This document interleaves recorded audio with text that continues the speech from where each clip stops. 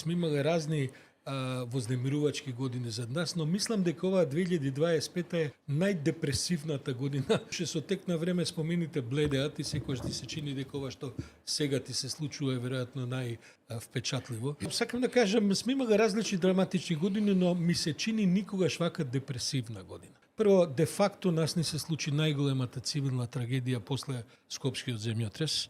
Тоа е едното. Второто е, целата политика веќе го доживеа пароксизмот на известна персонализација на политиката. Не само кај нас, на светско ниво, тоа никогаш не било така, секогаш имало личности кои што одбележувале децении, политики и така натаму. Јас мислам дека овој премиер што сега го имаме во Македонија е премиер кој најмногу зборува во прво лице еднина. Ја, додека сум јас. Значи, нема изјава која што рефлектира некаква институционална мрежа зад него. Се е сведено на него и само него. Годинава официјално се потврди податокот дека 700.000 луѓе ја напуштиле Македонија. Тоа не е оваа година, тоа е еден сумарум на веројатно последната деценија, можеби и подолго.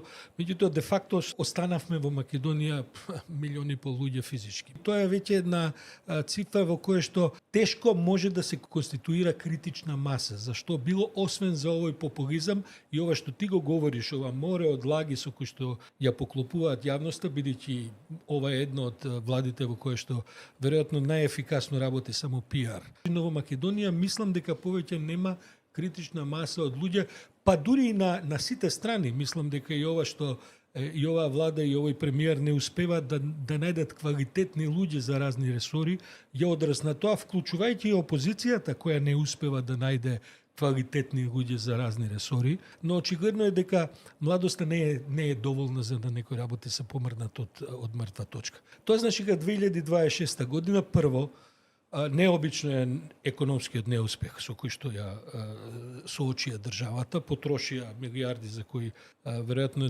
најголем дел од луѓето и во владата не знаат каде се отидени. Сите прогнози се дека 26 година ќе мора да позајмиме меѓу милиарди и 2 милиарди евра за да можеме да ја испливаме наредната година, не за да постигнеме не за знам сервисирање на администрацијата. За сервисирање на администрацијата и на некакви нормални социјални потреби, трансфери, социјални трансфери и така натаму.